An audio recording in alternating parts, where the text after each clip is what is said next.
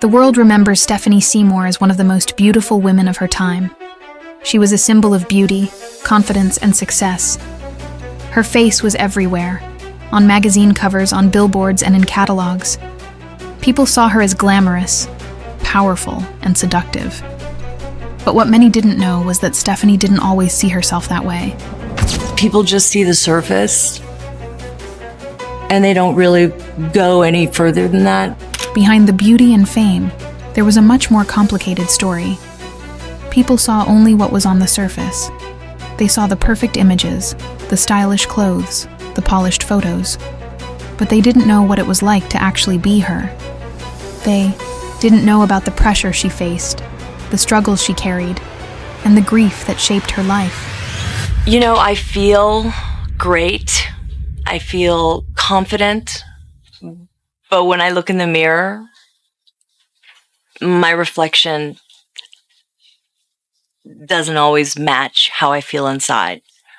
The truth was, even when she looked confident on the outside, her feelings didn't always match what she saw in the mirror. This isn't just a story about a famous model. It's a story about what it really costs to live in the spotlight, and what Stephanie Seymour had to go through to survive it.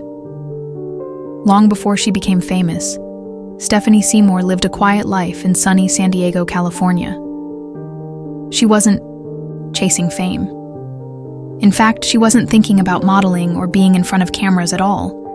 She was just a young girl, tall with long legs and a body that felt awkward. She just had a lot of growing pains. Her legs hurt. She was just tall. She was growing up fast, and it wasn't always comfortable. People who knew her back then described her as shy and unsure of herself. Like many teenagers, Stephanie didn't understand yet what made her special. She didn't look in the mirror and see a supermodel. She was just a girl with big dreams and no real plan, but her mother saw something different. Her mom loved taking photos and had an eye for beauty. She believed there was something special about her daughter. She could see that Stephanie didn't just look beautiful. She had a presence in front of the camera.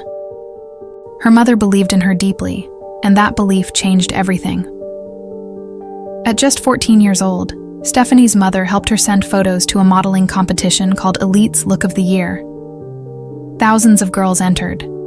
Only 70 were chosen, and among them were future stars like Cindy Crawford and Stephanie Seymour.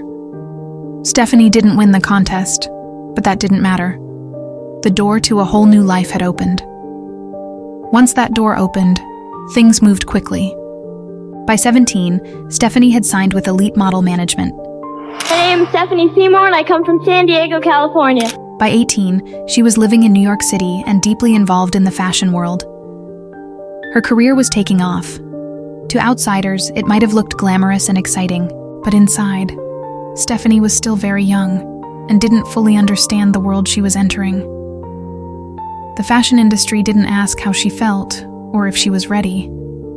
It simply expected her to give everything she had. When you're so young like that, you don't even think about it. You just go and you do it, you know? I wasn't afraid of anything. And she did. She didn't yet know how to protect herself. She didn't know how to say no. Like many young girls in similar positions, she was taught to be agreeable, to say yes, and to keep going, especially when she was praised for her beauty. By the early 1990s, Stephanie Seymour wasn't just a promising young model anymore. She had become a star. She worked with the biggest fashion houses in the world: Chanel, Versace, Valentino. Her photos were everywhere.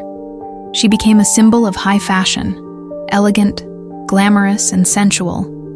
But Stephanie's success wasn't just because of how she looked. It was because of how she used her presence. She knew how to move in front of the camera. She could hold herself in a way that made every photo feel unique. Photographers said she had a special gift. When you photographed her, you never got the same image twice. Most of all, people talked about her eyes. Her eyes weren't just beautiful, they told a story. Stephanie didn't just look at the camera, she looked through it. She could express emotion in a way that made every picture feel alive. This made her unforgettable. She had a natural ability to communicate with just a glance. She didn't need to speak or move dramatically. She could stand still and still be powerful. She had this innate ability wherever you put her. It wasn't just to look beautiful, it was to move. So the photographer could keep snapping and he never had the same picture twice. She understood that modeling was more than just being pretty. It was about becoming a character, telling a story without words. One photographer who worked with her often would give her a full backstory during shoots. He played music, gave her a mood to step into, and Stephanie would become someone else entirely in front of the lens. I think she is an actress and that she will close her eyes and then she'll look up into the camera and she'll look not into the camera but through the camera and beyond the camera. I think the eyes are very, very one of the most important things in a photograph. She wasn't just posing. She was performing. Stephanie wasn't just known for high fashion. She also helped shape the way women were seen in catalogs and advertisements. One of her biggest roles was working with Victoria's Secret. At the time, Victoria's Secret was still trying to find its voice. Stephanie helped create that voice. She made the catalog feel personal, not just glamorous. She made the images feel like they were speaking directly to the viewer, whether it was a woman looking for herself or a man borrowing the catalog to look in secret. For many people, Stephanie Seymour was the first model they remembered. Her photos were taped to bedroom walls. Her face became iconic, not because she chased fame, but because something about her stayed with people. She had that rare mix of elegance and warmth. She felt real, even when she was posing in fantasy settings. In an industry that often feels cold and perfect, Stephanie brought something else: personality. She had a sense of humor. She didn't take herself too seriously. She knew how to laugh even at herself. That's what made her stand out and made people remember her long after the photos faded. I don't want my career to just end one day. I want it to go on and to mature with it, and to go on and be a spokesperson for something that I believe in. But behind the success, there were parts of Stephanie's story that the public didn't see. Fame can be exciting, but it also brings a lot of pressure, especially for women in fashion. The industry doesn't always make space for women to grow older, or to step away without being forgotten. Even when she was at the top of her career, Stephanie knew that her time in the spotlight might not last forever. She didn't want to simply fade away when the industry was done with her.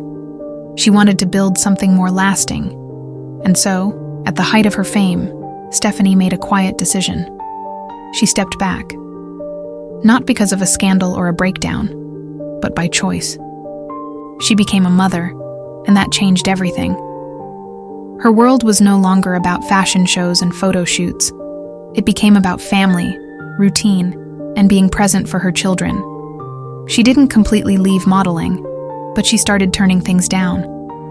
She chose stability over constant travel. She chose her kids over the demands of the runway. For a while, she lived in both worlds. She modeled when she wanted to, and disappeared when she didn't. She no longer needed to chase fame. She was protecting something much more important: her peace. From the outside, it looked like Stephanie Seymour had found balance. She had built a successful career, walked away on her own terms, and created a full life beyond the fashion industry. I have to choose very carefully what I do and how much I travel because I have 2 children. But peace isn't always permanent.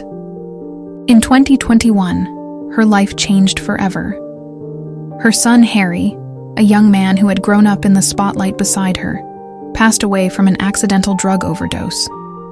He was only 24 years old. The loss was heartbreaking. Harry had been a bright light in her life. He had inherited his mother's elegance and her spirit.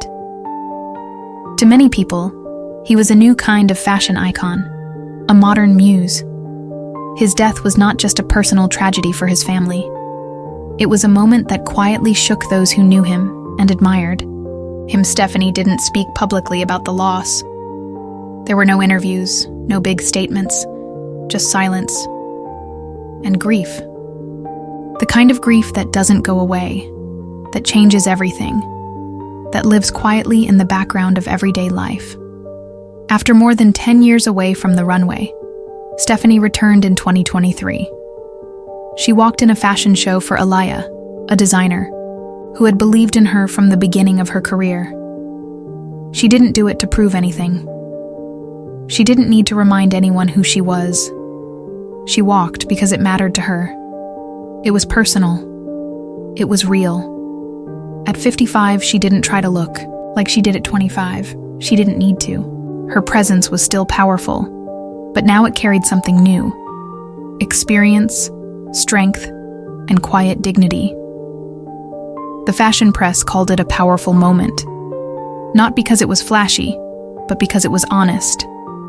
Stephanie Seymour had nothing to prove.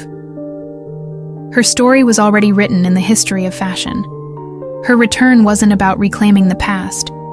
It was about showing that she was still here, still standing, still present, still herself.